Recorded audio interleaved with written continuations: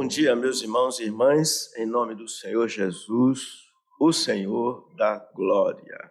Abramos nossas Bíblias no Evangelho de Lucas, no capítulo 1. Esse relato aqui, versículo 57, para que a gente se situe, eu vou começar a ler a partir daqui, quando assim está escrito. O anjo falando a Maria. A Isabel cumpriu-se o tempo de dar à luz e teve um filho. Ouviram os seus vizinhos e parentes que o Senhor usara de misericórdia para com ela e participaram do seu regozijo.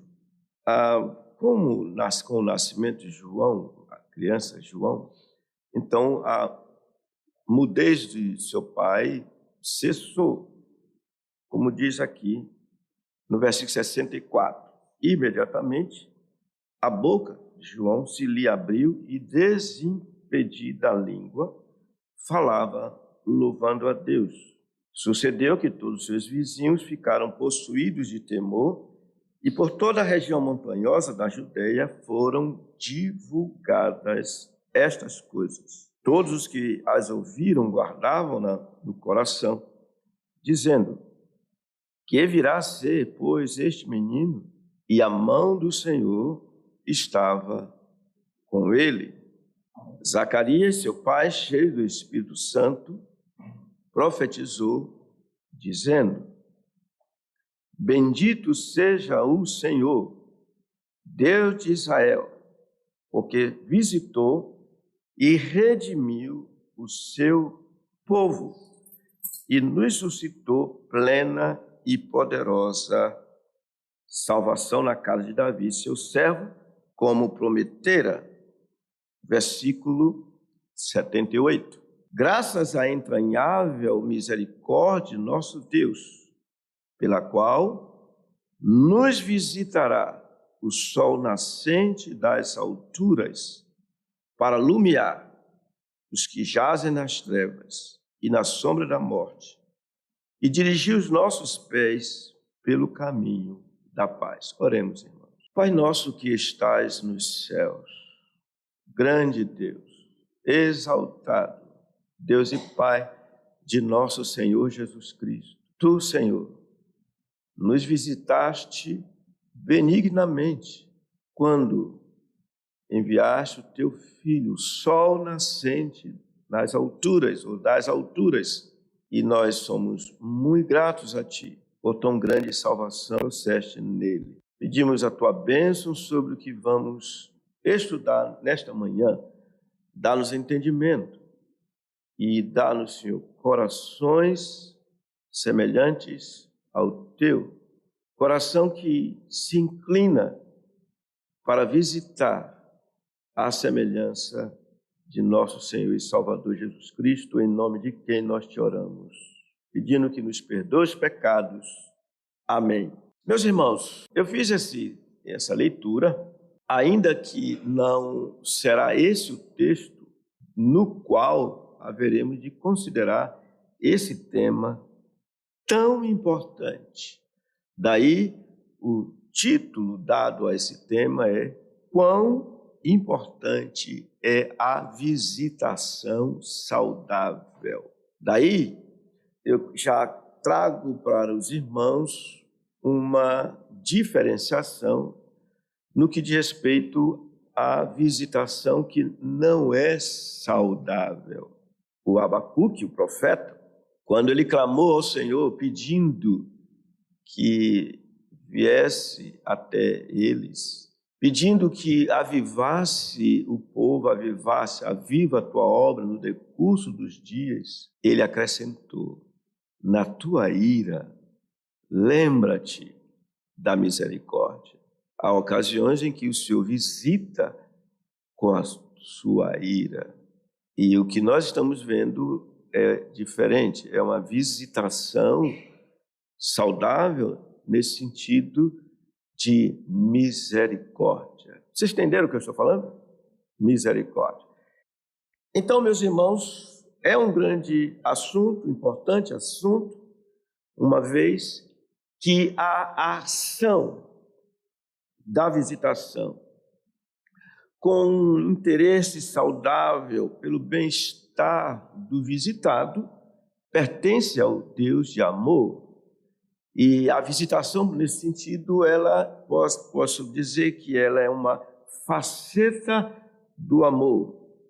Caso contrário, nós não ouviríamos o Senhor Jesus falando em Mateus capítulo 35, ou melhor, 25, a partir do versículo 37, quando diz assim: então perguntarão os justos, Senhor, quando foi que te vimos com fome e te demos de comer, ou com sede e te demos de beber?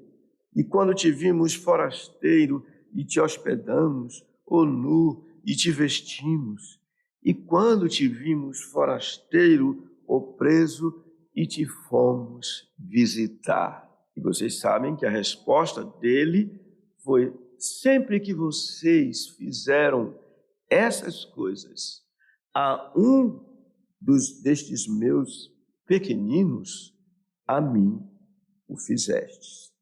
Então, como crentes feitos discípulos do Senhor Jesus, é importante que nós voltemos a considerar este assunto com sinceridade, considerar alguns princípios bíblicos, evidentemente, que expressam o nível de amor das nossas relações uns para com os outros neste mistério, nesta questão da visitação. Então, para tal, nós veremos com esse tema quão importante é a visitação saudável. Nós veremos 4 proposições. Primeiro, vamos ver: a visitação saudável é uma virtude divina. Veremos em seguida que visitar é solidarizar-se ao que é visitado. Em terceiro lugar, veremos que visitar requer certos preciosos cuidados. E por último, vamos ver algumas lições extraídas do que nós haveremos de considerar. Tudo bem, irmãos? Então eu começo dizendo assim: qual foi a última vez que nós visitamos alguém e a nossa visitação foi saudável? Vejamos em primeiro lugar, então, meus irmãos. A visitação saudável é o quê? Uma virtude divina. O que é virtude?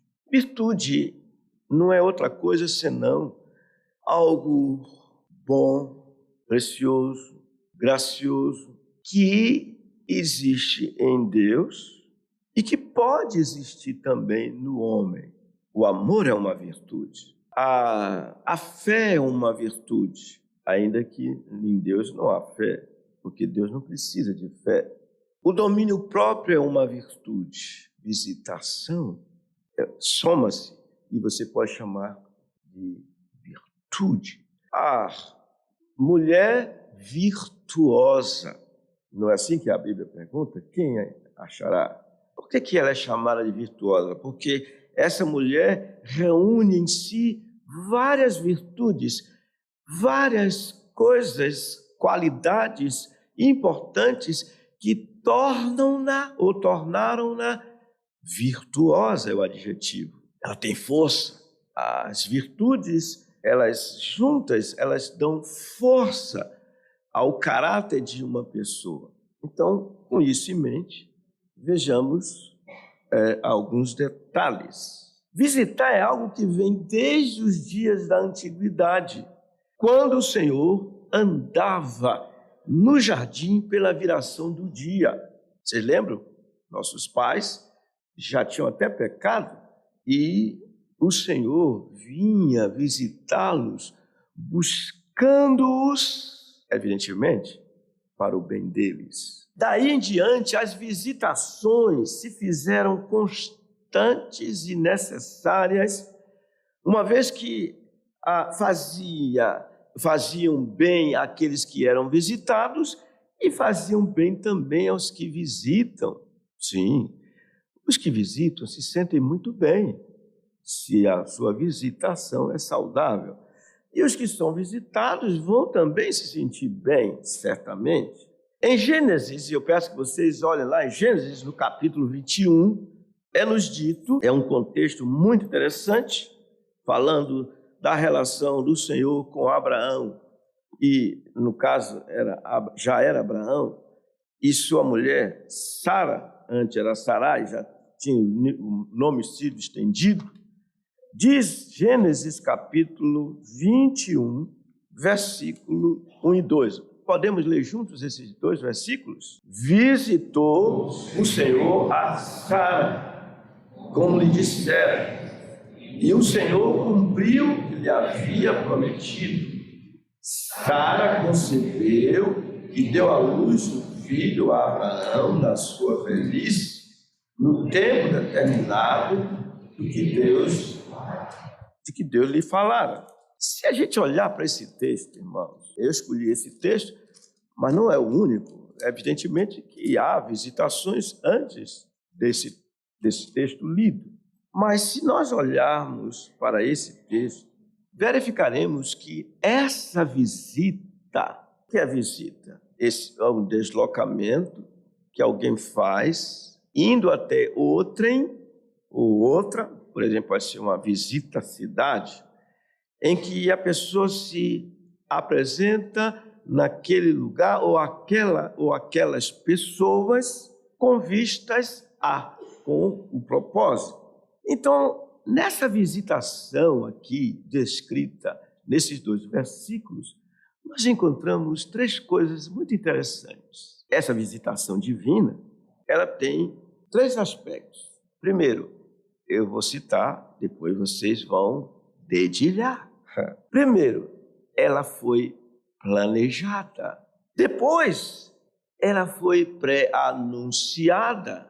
E, por último, ela foi realizada, concretizada. Vamos lá.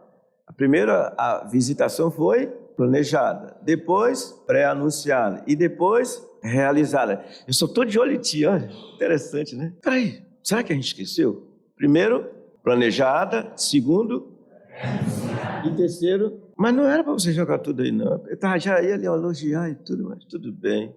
Deixa aí. Agora você recolhe e deixa só a primeira, por favor. O texto, apesar de não estar aí, você está com o texto em mão, não está? O texto nos diz assim, para confirmar o planejamento, diz assim: visitou o Senhor a Sara, como ele havia planejado. Ele planejou. Vocês já viram alguém chegar e tocar sirene? Quem é que está aí do lado de fora? É o seu amigo fulano de tal. Misericórdia. Veio visitar. Aí você vai ver. E joga sapato para debaixo da cama. Joga. É um corre-corre. É impressionante. Irmãos, isso não convém. O Senhor, Ele planejou nos visitar. É interessante, né? Vocês já fizeram isso, não já? Não façam mais não. Não façam mais não.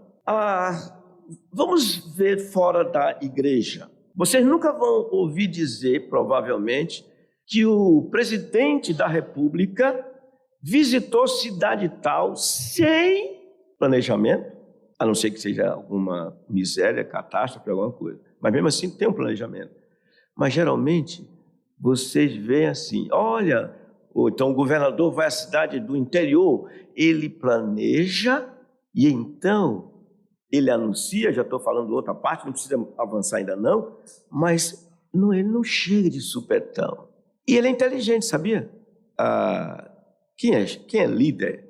Se quiser ficar de bem com os seus liderados, há coisas que precisam ser feitas para evitar um desconforto.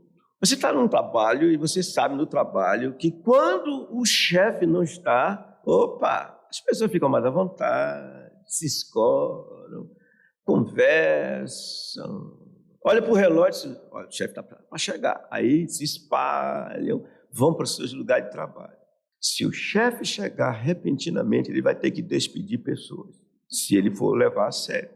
Então, Se ele está achando que é difícil encontrar mão de obra, mesmo com esses caras do jeito que estão agindo aí, é melhor ele dizer, estou chegando. Aí ele vai encontrar um bocado de gente de cara de Amélia, hipócrita, agindo como se tivesse bem antes agido dessa forma. Então, irmãos, até isso é importante. Vamos planejar. Tudo bem? Não? Eu, por exemplo, eu não planejei e não dei para vocês, mas estou visitando vocês essa manhã, com a graça do Senhor, com esse assunto, que não é pouco importante. Como lhe disseram. Além disso, ela foi pré-anunciada. Agora, o texto é bem claro, porque diz aqui no versículo 1, e o Senhor cumpriu o que lhe havia prometido. 1 ano antes, o Senhor disse a Abraão, olha, daqui a 1 ano, falou pelo eu vou vir aqui e Sara vai engravidar. Ela ouviu lá da tenda e riu. Disse, uma mulher como eu, engravidar? Então, ele havia dito, daqui a 1 ano eu voltarei para visitar vocês. Então, pré-anunciou. Certa ocasião, um pastor aqui da região, conhecido meu, eu sou o devedor dele, ele me cuidou de mim quando eu me converti, ele foi muito precioso para mim. Esse pastor, ele é muito à vontade. Se ele for em sua casa, pode ficar assim, ele vai em todo lugar da sua casa, sem pedir. Cara de pau ele. E ele sabe que ele é cara de pau, que eu já disse isso para ele. Com carinho, porque eu tenho muito apreço por ele. Ele ligou para mim e disse assim, Jaime, eu vou lá onde você nasceu. Eu disse, é? Eu estou querendo ali na casa da sua mãe. Eu disse, é? E ele disse, olha, me dá o contato dela. Eu disse, tá bom, deu. Quando foi um certo dia, ele disse, Dona Noélia, amanhã eu chego aí na sua casa. Ai, matou a velhinha. Porque ela é alguém que, quando está para receber as pessoas, ela sabe o tempo, ela começa a preparar. Ela compra um charque melhorzinho. Charque é charque? Jabá, né? Charquezinho diferenciado, uma coisa e tal. Vai fazer aquelas trouxinhas para fazer, para receber. E o miserável mesmo chegou, como disse, mas em cima da hora. Ela brigou comigo. Jaime, como é que você faz um negócio desse comigo? Disse, mãe, eu não esperava que ele fosse fazer isso. Ele disse que ia, mas não disse quando ia. Pois bem, não faça isso não. Além de planejar, vamos pré-anunciar. Além de planejar e pré-anunciar, aí sim, vamos concretizar, porque diz que foi realizada. Visitou o Senhor a Sara. Versículo 2, leiamos juntos, por favor. Sara concebeu e deu à luz um filho a Abraão na sua velhice, no tempo determinado de que Deus lhe falara. Falando numa linguagem interpretativa, esses 2 versículos, podíamos dizer, o Eterno visitou Sara exatamente como disse que faria e cumpriu o que havia prometido. Diz aqui, ela engravidou e deu a Abraão um filho no tempo exato que Deus havia pré-fixado. Irmãos, se olhar para o Antigo Testamento, nós vamos encontrar esse tipo de visitação. Planejada, pré-anunciada e concretizada. Jonas, o profeta, é um exemplo de visitação com ira, porque o Senhor mandou o profeta dizer, olha, em 3 dias, Nínive será arrasada. É uma visitação. Mas nós estamos falando de visitação o quê, hein? Saudável, né? Saudável. Mas quando nós chegamos no Novo Testamento, nós vemos a ênfase também, e ele testifica, ou seja, o Novo Testamento testifica quanto o ato do Senhor, quanto a visitação é um ato, é uma virtude, melhor dizendo, que pertence ao Senhor. Nós acabamos de ler Lucas, no capítulo 1, eu vou ler apenas o versículo 68, que diz assim, bendito seja o Senhor Deus de Israel, porque visitou e redimiu o seu povo. Graças à entranhável misericórdia de nosso Deus, pela qual nos visitou o sol nascente das alturas. o Senhor Deus. Portanto, veio até nós, veio como um de nós e nos abençoou segundo a nossa necessidade, e tudo isso conforme havia planejado, pré-anunciado e então concretizado. Portanto, visitar é um ato de amor. Que homem para que dele te lembres, para que o visites. É um ato de amor. Porque normalmente, quem é que a gente quer visitar? Olha o que eu disse. Normalmente, a quem queremos visitar? Nós queremos visitar gente que nos dê conforto. Se eu fizer uma pergunta aqui, quantos de vocês já tiveram a oportunidade e teve a oportunidade concretizada de visitar alguém enclausurado, encarcerado, no meio de uma bandidagem terrível? Provavelmente poucos tiveram essa experiência. Mas o Senhor disse: estive preso e foste me ver. Lembrai-vos dos encarcerados como um deles, como se fosse um deles. Mas esse tipo de visita, ela não é agradável nem um pouco, nem um pouco. Nós vamos voltar a falar sobre isso. Enfim, nosso Deus, Ele planejou, pré-anunciou e realizou sua visitação saudável. Dessa maneira, desse modo, consequentemente, busquemos imitar a Deus, o visitador por excelência, pois Ele é amor. E agindo assim, sigamos nas pisadas dos seus apóstolos. E eu cito um deles, o apóstolo Paulo. Peço que vocês abram suas Bíblias em Romanos, capítulo 1, versículo 9. Romanos, capítulo 1, versículo 9. Paulo, falando aos romanos em carta, lhes diz: porque Deus, a quem sirvo em meu espírito no evangelho de seu Filho, é minha testemunha de como incessantemente faço menção de vós em todas as minhas orações, suplicando que, em algum tempo, pela vontade de Deus, se me ofereça boa ocasião de visitar-vos, porque muito desejo ver-vos ou visitar-vos, a fim de repartir convosco algum dom espiritual, para que sejais confirmados, isto é, para que em vossa companhia reciprocamente nos confortemos por intermédio da fé mútua, vossa e minha. Porque não quero, irmãos, que ignoreis que muitas vezes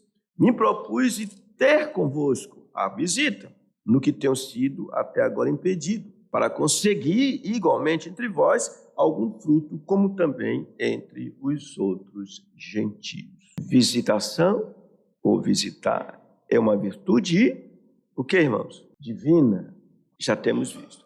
Alguma pergunta, alguma dúvida? Estamos aqui. Olha, o que a gente faz quando dois ramos se manifestam querendo sol? Vamos dar o mais novo. O mais novo é mais esperto. Deixa o mais novo falar então, já que ele parece que a voz dele chegou mais rápido aqui. Pois não. Ele está perguntando como fazer especificamente em relação a visitar alguém preso. Por exemplo, quando tem alguém doente, é fácil a gente avaliar, vou visitar alguém doente. Mas no caso de alguém preso, a gente tem que ter alguém lá. Ou a gente fala, não, hoje eu vou visitar os presos. Como é que deve ser essa visita? Até ele fala de outro entendimento que ele tinha que se estava preso e fosse me visitar, fosse alguém que estava preso no sentido doente, sem poder sair de casa. Ok. A sua é parecida com essa pergunta? Ok. Então deixa eu responder a pergunta do irmão. Sem dúvida alguma que quando se trata de algo específico, como o irmão citou, visitação àqueles que estão encarcerados, o irmão falou, tem que ter alguém conhecido. De praxe é isso mesmo, você tem alguém conhecido, um vizinho seu que está preso, você pode, tendo conhecimento da situação, dependendo da situação, depois de planejar, você pode fazer a visita para ele. E daí? Pode fazer. Em geral, quando as visitas são feitas em lugares como esse, há igrejas que têm um trabalho bem elaborado sobre isso. Eu já vi, inclusive, esse tipo de visitação. Aí precisa planejar, de fato. Há todo um processo envolvido nisso, porque visitar quem está na cadeia não é nada fácil, irmãos. Se você quer saber de algo desagradável, é exatamente isso. A começar pela vistoria que a pessoa tem que se submeter. É um desconforto, é algo muito, muito ruim. Na verdade é isso. Mas você, olhando para o objeto da visitação, o amor vai superar tudo isso. Então, precisa de planejamento nesse caso, né? E o texto que o senhor citou, quando disse estava preso e foste me ver, é preso mesmo. Timóteo visitou Paulo na prisão. E visitando Paulo na prisão, o senhor disse, você me visitou, Timóteo. Epafrodito, Onesíforo visitou, saiu em busca de Paulo em Roma até encontrá-lo. E quando fez isso, ele estava visitando o Senhor. E por aí vai, tá? Então, seria mais ou menos isso. Quanto à pergunta seguinte do nosso outro Ramos, né? Só dá Ramos hoje aqui, do nosso outro Ramos, qual foi mesmo o teozinho da pergunta dele no início, que eu até esqueci. Ok, quando o texto em Gênesis, o texto que Citou, sim. Sim. Gênesis 21, fala que visitou Sara. Isso. Ou seja, individualmente. Isso. Aí a dúvida dele é quando visitou o seu povo. Ele queria compreender essa questão. Não muda, é a mesma coisa. Visitou uma pessoa, visitou duas, ele visitou Sodoma e Gomorra para quê? Juízo. É a visitação. Ele visita, seja Sara uma pessoa, seja Noé, que achou graça diante de Deus, seja uma família, seja um povo, é visitação. E, no caso que nós estamos vendo, visitações saudáveis. Tudo bem? Tem outra pergunta aí? Quanto à visita, fazer uma visita surpresa é adequado? Em nenhum momento eu devo fazer a um familiar ou qualquer outra pessoa que eu deseja visitar. Visita surpresa é possível ou não é conveniente? Visita surpresa é possível, sim, mas é inconveniente. É totalmente inconveniente, a menos que seja visitar alguém que você tenha extrema intimidade. Aí se trata. Maria fez isso. Acho que Maria não teve tempo de dizer, Isabel, estou indo aí, querida. Levou 15 dias para chegar lá, digamos. Mas, não sei. Vocês podem ver que vocês nunca foram visitados por mim de forma surpreendente. Não vou. Aliás, eu só visito quem me convida para visitar. Se não me convidarem, chapéu. Nem esperem. Vocês ouviram o que eu disse? Chapéu. É uma expressão amazonense, né? Para dizer, olha, o Marcos Fábio não me convida para visitar ele. Chapéu para ele, não vou visitar ele. Tem que mexer com alguém, né, senhora Silva? O senhor também nunca faz... Tem uns 20 anos que você não me convida. Essa eu gostei. Pode trazer. Diga. Tá, traga aqui para cá. Okay. Traga a bola para cá, por favor. Se o Senhor, ele visita. Se o Senhor só visita quando lhe convida, então o Senhor não está cumprindo o que o Senhor faz. Não, então acho que o Senhor não entendeu o que eu estou dizendo aqui. A visita do Senhor, ela é antes planejada. Depois, pré-anunciada e então concretizada.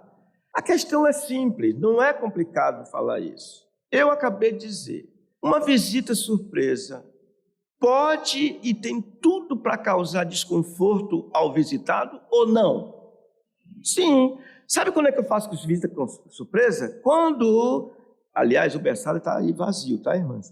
Quando alguém nasce e que a pessoa, o pai diz assim, pastor, nasceu, meu filho nasceu, está aqui, nasceu. Eu leio que ele está abrindo a porta para ele lá.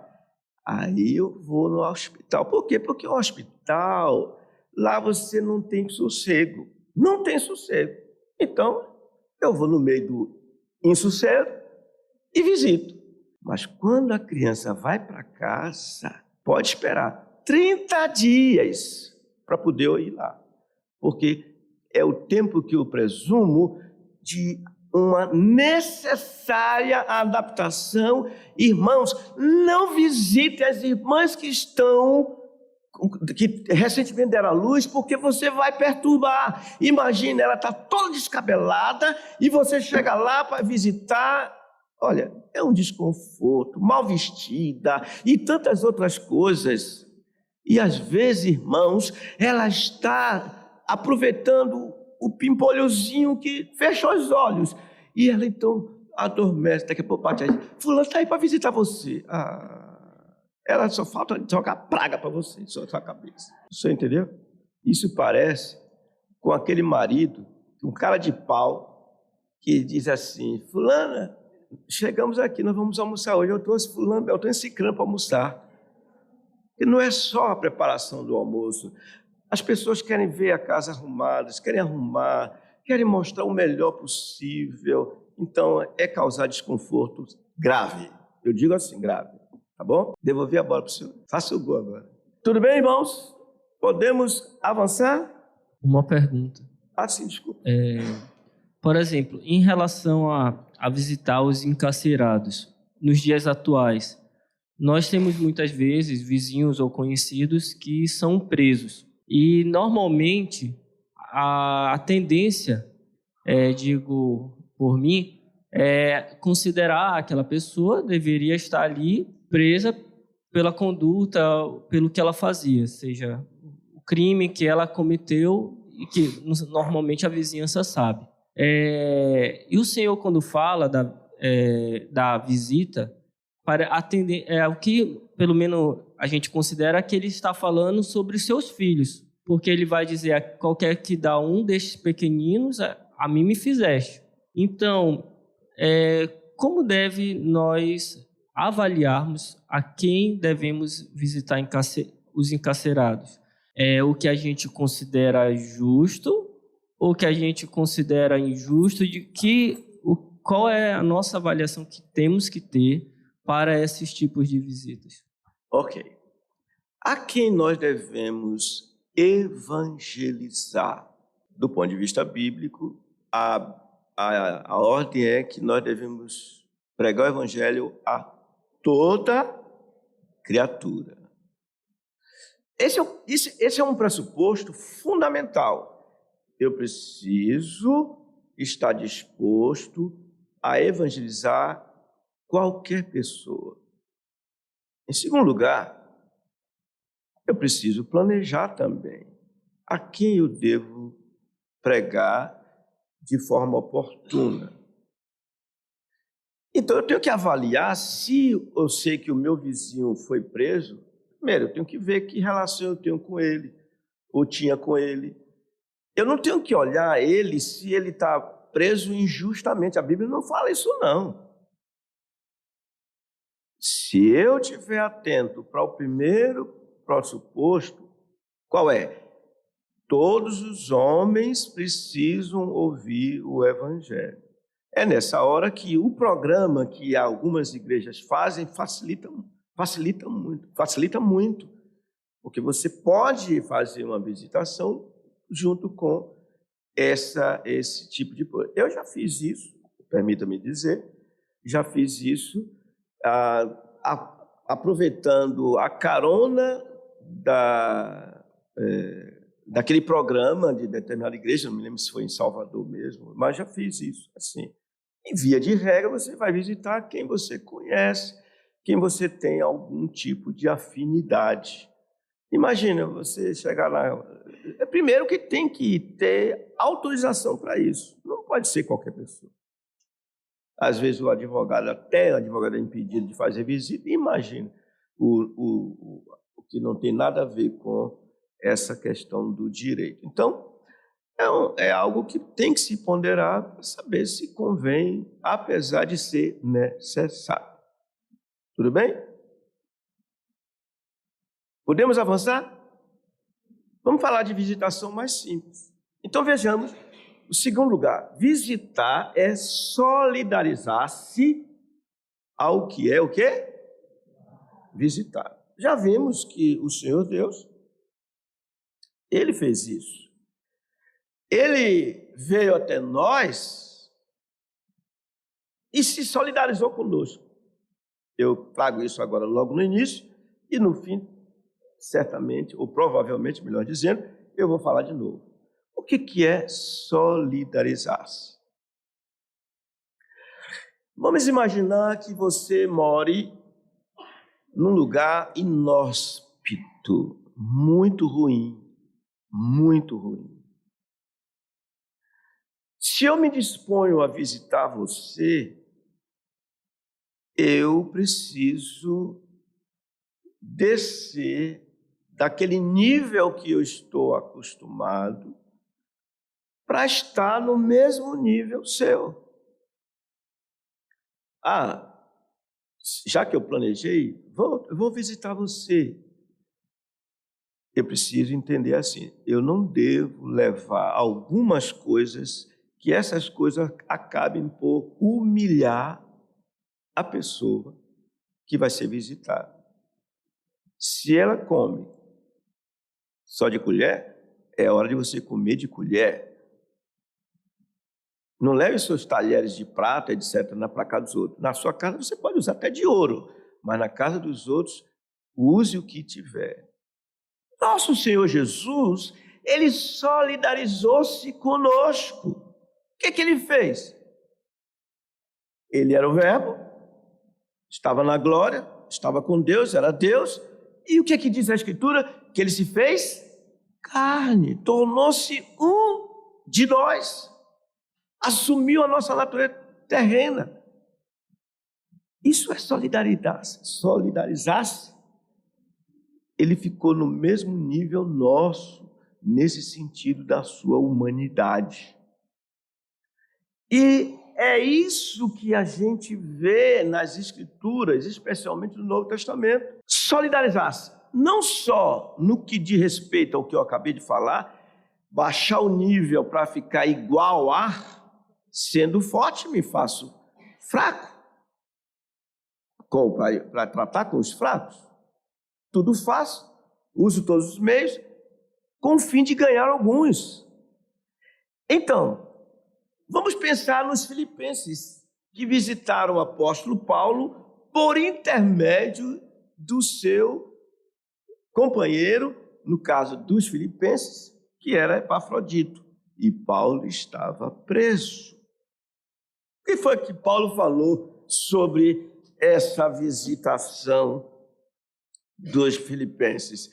Ele disse assim: todavia fizestes bem associando-vos. Ele diz isso, olha, associando-vos na minha tribulação. Os filipenses, representados por, no caso, Epafrodito, eles se tornaram coparticipantes. Eles participaram daquilo que nós estamos considerando, ou já tivemos a oportunidade de considerar, que é exatamente na tribulação daquele apóstolo. Daí, meus irmãos, nós ouvirmos o próprio Paulo dizer em Romanos capítulo 12, algo que é fundamental. Ele disse assim: alegrai-vos com os que se alegram e chorai com os que choram. Isso é solidarizar-se. Isso é estar compartilhando, descendo o nível. Desse modo, sempre que formos visitar alguém, devemos ser solidários. Qualquer que seja a situação daquele que será visitado. Então, há 3 possíveis maneiras de nos solidarizarmos com as pessoas. Eu vou citá-las, depois os dedinhos. 3 maneiras. Primeiro, solidariedade para com os atribulados, solidariedade para com os alegres e solidariedade para com os enfermos. Meus irmãos, riscando, o que está escrito aí? Solidariedade aos que estão atribulados. Meus irmãos, há um certo modo de agir que é muito conhecido. Eu vou citá-lo para poder aplicar aquilo que nós estamos vendo. Duas irmãs estão conversando e uma delas está com um filhinho pequeno, diz: fulano, meu filho é tão inteligente. Ele nessa idade, ele já diz isso, faz isso, aquilo outro. Aí a outra do outro lado, assim, eu conheço um menino que menos idade do que ele, faz mais do que ele. Irmãos, isso não faz sentido. Vocês entenderam o que eu disse? Olha, conte essa virtude da outra noutra ocasião, mas não fale um negócio desse para a irmã que contou, assim, com toda alegria, dizendo: olha, meu filho, como é. Ou então, outra situação. Aí vem e joga balde de água fria na fervura. Não é bom isso, não convém. Porque a Bíblia diz assim: lembrai-vos dos encarcerados como se presos com eles, dos que sofrem maltratos como se com efeito vós mesmos em pessoas fosseis maltratados. Ora, se alguém, no caso que eu dei aqui a irmã, conta uma virtude do seu filho, vamos nos solidarizar com a alegria dela. Que bênção, irmã! Que legal! Mesmo você sabe que o que o meninozinho dela está fazendo é pequeno se comparado com outros. Mas não é hora de comparar, é hora de você se solidarizar. Eu já falei aqui, vou repetir, irmãos. Falo com temor, mas eu sou muito agraciado num quesito interessante. É naquele quesito que você busca compreender a dor dos outros.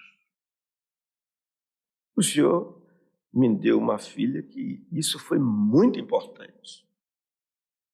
De maneira que, se você disser para mim assim: meu filho está sofrendo, pastor, eu vou sofrer com você. Eu não vou dizer: o que ele está passando é pequeno. É pequeno para você. Não. Sintamos a dor dos atribulados. Eu vou aproveitar para ir mais um pouquinho. Olha, hoje em dia, não são poucas as pessoas sofrendo de depressão, crise mental. Irmãos, sejamos solidários, choremos, sintamos. Não é fácil, nem para quem experimenta diretamente a questão, nem para quem está por próximo, os próximos da pessoa que sofre com isso. Quando alguém chega para mim e abre o coração e diz: olha, eu tenho passado crises nessa área, eu só falta dizer assim: eu estou contigo, e não abro. O Senhor já me deu o suficiente para eu ir lá, descer o nível. Eu não estou tendo nenhuma crise, mas eu passo a ter crise. E chego a dizer assim: olha, eu acredito em você. Eu acredito em você, porque se tem algo que é um sobrepeso, é quando alguém diz que está sentindo uma dor e o outro acha que não é tanto assim. Não convém isso, irmãos. Minha mãe dizia: meu filho, pimenta nos olhos dos outros é refresco, só no meu que arde.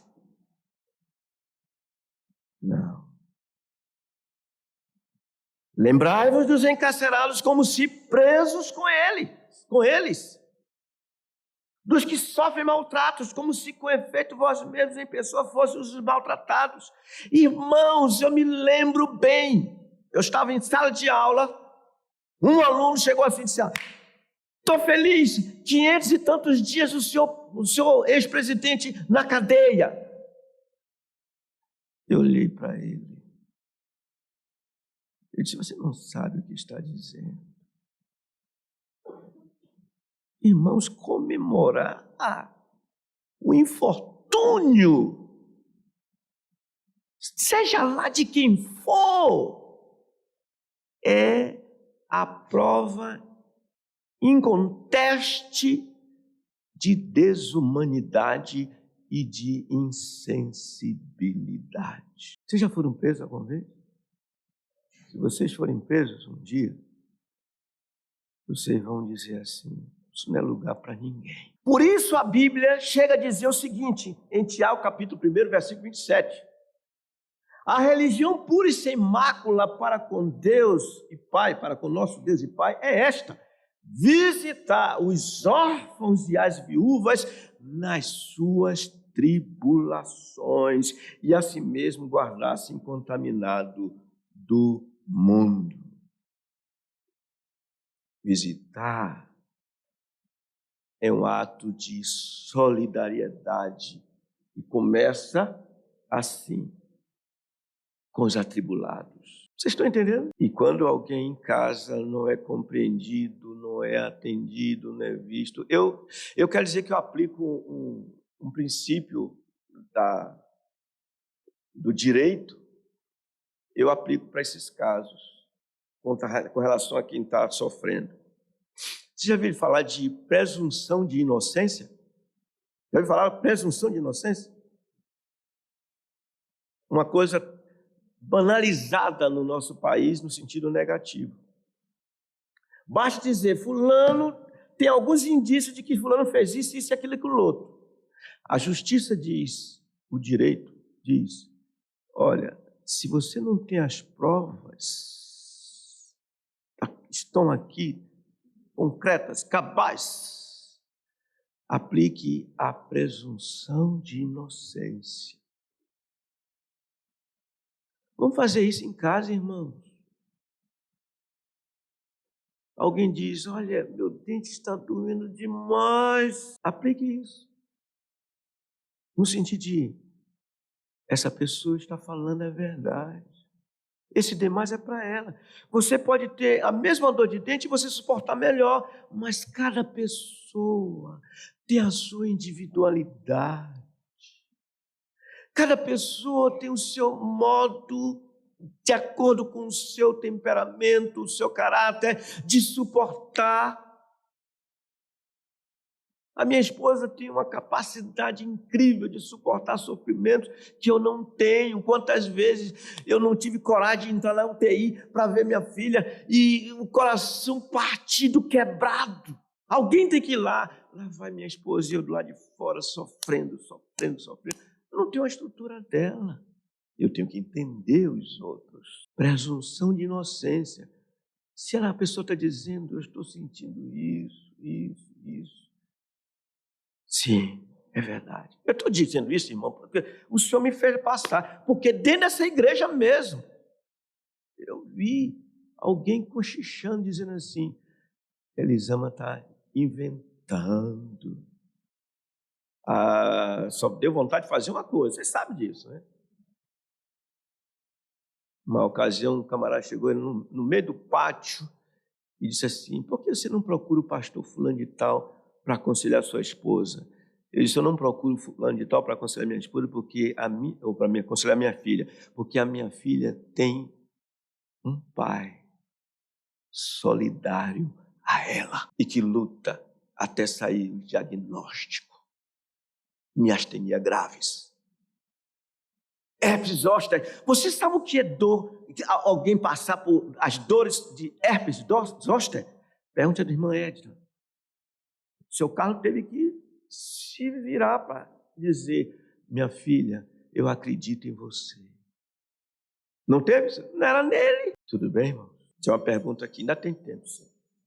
A pergunta da irmã é: como agir no caso de solidariedade aos atribulados, quando alguém, numa situação difícil, vem lhe buscar e procurar e abre para você, mas você se sente incapaz de ajudá-la, né? Como agir nesse momento, diante do que estamos aprendendo, a solidariedade com os atribulados?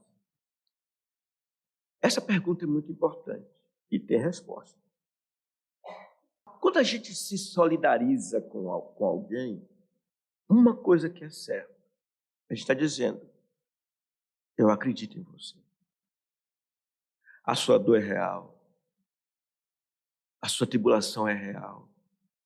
Você não precisa dizer, mas você tem que acreditar. Segunda coisa, você não tem que necessariamente dizer alguma coisa. Você tem que ser solidário. Os 3 amigos de Jó, durante 7 dias, eles foram solidários a Jó, sem dizer uma palavra sequer. Você lembra? Foi o melhor tempo deles. Silêncio. E Jó estava satisfeito.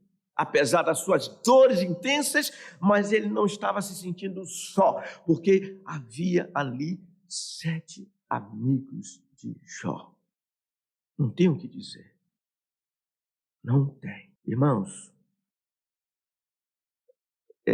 eu não gosto de contar experiência para ninguém pegar a experiência e transformar em princípio, que experiência é experiência. Mas eu me lembro bem, irmãos, olhando para mim, eu sou difícil de chorar publicamente. E já chorei, vocês já me viram chorando aqui. Ninguém segura choro, ninguém segura lágrimas. Mas como eu sofro e ninguém sabe que eu estou dilacerado. E eu só sei, geralmente, de forma quando as reações próprias do meu corpo aparecem. Aí eu digo, aquelas tensões que eu passei. O silêncio faz toda a diferença. Já contei para vocês aqui, para responder a irmã, um episódio no qual eu fui envolvido. O irmão saiu de casa, deixou a esposa e 2 ou 3 filhos, 3 filhos. E recebeu uma notícia, sua esposa infartou e faleceu. Resumindo, o corpo da senhora teria que ir para Fortaleza. Resumindo, eu era presbítero na IPM. Olharam para mim e disseram, vou mandar o Jaime. Não perguntaram se eu queria ir, se eu podia ir. Me convocaram. Jaime, você vai acompanhar esse irmão.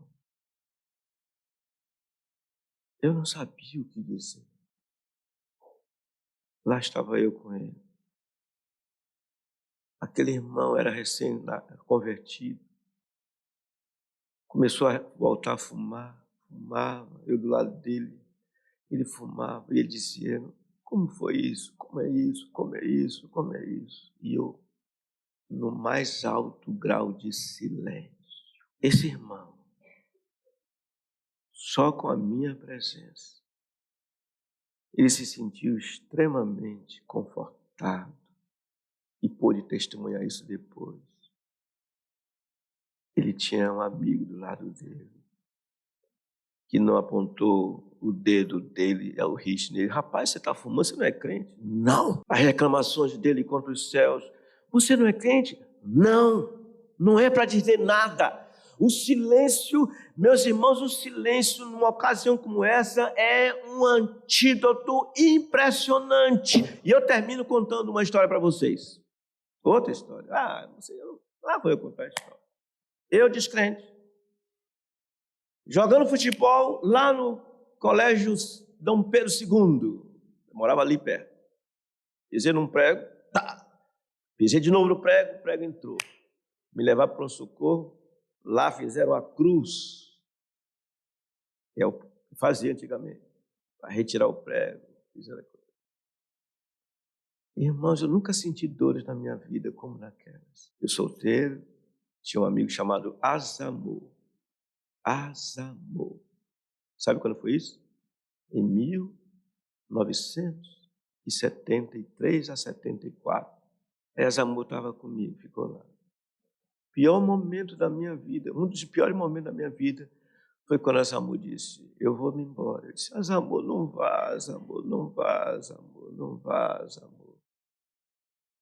Porque além das dores, viria a dor da solidão. Silêncio, o silêncio que admite a presunção de inocência. Você entendeu que eu estou aplicando isso nas pessoas que sofrem, entenderam? Para depois não dizer que eu estou apregoando qualquer outra coisa. Silêncio num momento como esse é muito importante. Você olha para a Lili Simpatia, está toda rasgada. Ela ficou triste comigo porque disse que eu não queria vê-la daquele jeito. Mas você olha para ela e diz, Lili, eu sei que você está sofrendo. Eu sei que você está sofrendo. É um animal. Mas ela entende, de alguma maneira, que aquilo que a sua presença e o que você está dizendo, como o tom que está usando, eu não sei como é isso, mas ela se sente amparada. Quanto mais um ser humano.